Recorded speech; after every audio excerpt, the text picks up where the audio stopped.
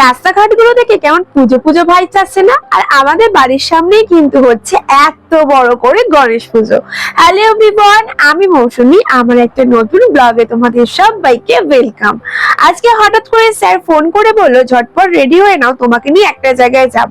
আর আমি মনে মনে ভাবছি নিশ্চয়ই কোনো কাজে যাবে, আমাকে ঘুরতে যাওয়ার বাহানা দিচ্ছে।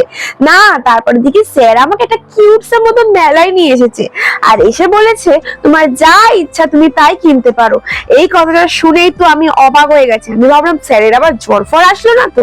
আসলে আমাদের বাড়ির সামনে একটা ছোট্ট সুন্দর মতো মেলা বসেছিল, আর ও কাজ থেকে বাড়ি ফেরার সময় সেটা দেখেই আমাকে এই মেলাতে নিয়ে এসেছিল। কিন্তু কি বলতো, মেলাতে বেশ কয়েকটা হাতে গোনা দোকান ছিল।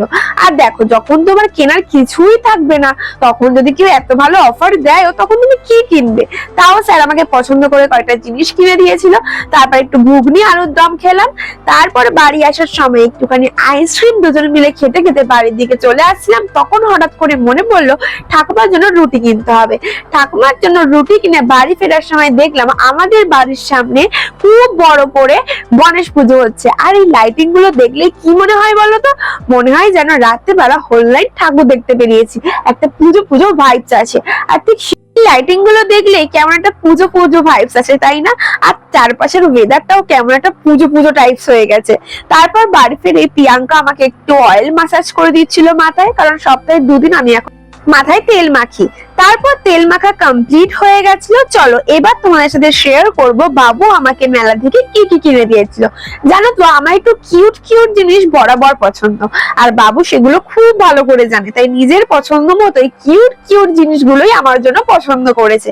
কারণ 10 বছর ধরে আমাকে দেখছে কিনা, এই ক্লিপ গুলো কিন্তু আমার ভীষণ পছন্দ হয়েছিল। এগুলো কিন্তু বো ক্লিপ, চুলটা ছেড়ে একটা ব্রো ক্লিপ লাগিয়ে দিলে দারুণ দেখতে লাগবে। আর এটা দেখো, এটা কিন্তু কনসিলারের জন্য বেস্ট, একদম ছোট ছোট পপ ছিল। তারপরে যে ইয়াররিংটা কিনেছিল এটা একদমই ইউনিক, আমার চোখে কিন্তু সচরাচর এরকম ইয়াররিং আমি দেখিনি। এটা ছিল ভি শেপের একটা ইয়াররিং। এগুলো সমস্ত কিছুই আমি দুর্গাপুজোতে ইউজ করব।